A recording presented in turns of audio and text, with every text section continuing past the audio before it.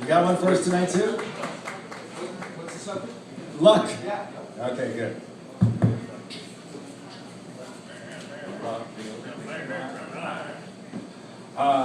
Okay.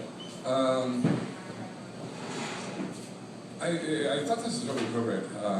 One of my big ways of getting through all of this human existence is the idea about us being lucky. I mean, this is like I'm not exactly certain when I realized this. Okay. Now, this is something you'll all be able to relate to because you were all there. Every single one of you. Okay, I want you to think back with me now. Now, you remember your childhood, right? Remember your childhood? Okay. Before that. Okay, so remember when you were like a zygote? Yeah, remember? You existed then, right? Yeah. You existed then. Okay? But even before that. Okay? Way back. Okay? Everything that in you, now think about this right now. Before the Big Bang? Actually, you know yourself, thank you for bringing that up.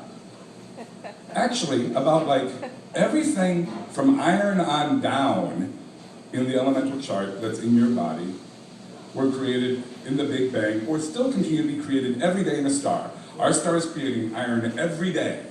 Just throwing iron out there, throwing carbon out there, throwing all this stuff out there. That's making up us.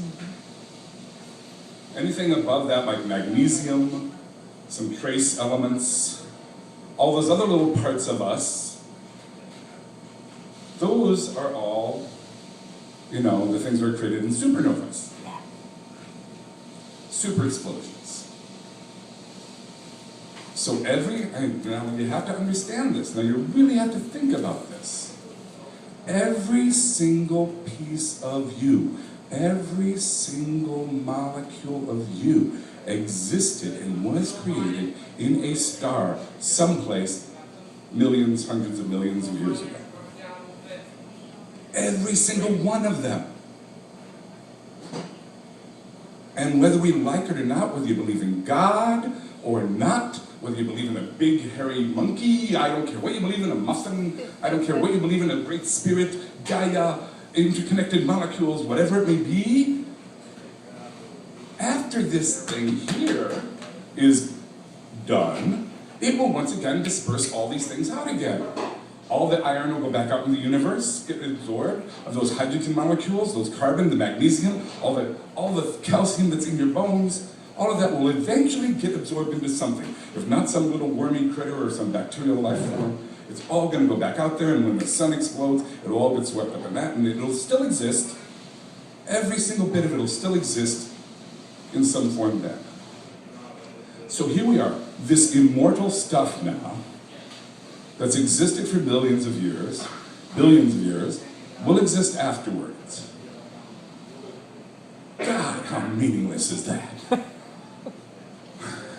Here's all this infinite stuff, and we're just made out of these little tiny itsy bits of nothingnesses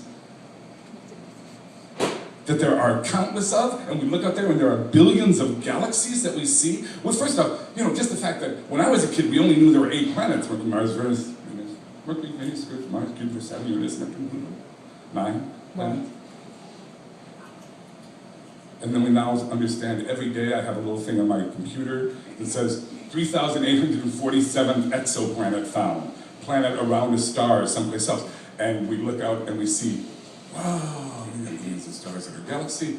And remember, every one of those stars is churning out carbon, churning out magnesium, doing things with its supernova, all those elements. All of that out there, plus billions of galaxies beyond that. All of that happening. And we are so lucky. Because right now, all of those molecules realize that they exist. Right now, we know we are here. All of those molecules existed before, they'll exist after us. But we are so lucky to be here, to see this. A supernova does not know is it a supernova, or that it's part of a galaxy. It's a nuclear furnace churning out carbon and magnesium. It doesn't know where it goes. It doesn't perceive. It doesn't know what the sun looks like coming through a cloud and hitting off the water. It doesn't know what it's like to breathe in other molecules and breathe out other molecules. But we do. We are this lucky collection of molecules. No matter what else we have that. If we don't appreciate the fact that we are given this one instance for the whole universe, and maybe that's the plan. Maybe if you want to think of a plan or a guiding thing, it is for the universe to say, hey, what do I look like anyway? How can I look at myself? And so we're the way, and Carl Sagan even said this, like he said, we're the way the universe gets to examine itself. But I like to think of this idea of being a lucky collection of molecules. I mean, think how precious that is. You will never be this thing again. You will never have this instant again. And if you don't appreciate that, then that is, I don't want to say, oh yeah, sure, it's pissing on the whole thing. You're pissing on the whole thing if you do that. You pass up everything. All of the beauty and the glory and the tears and the joy. You pass it all up because you're tied up in the confusion and the blah, blah, blah. We make it complicated.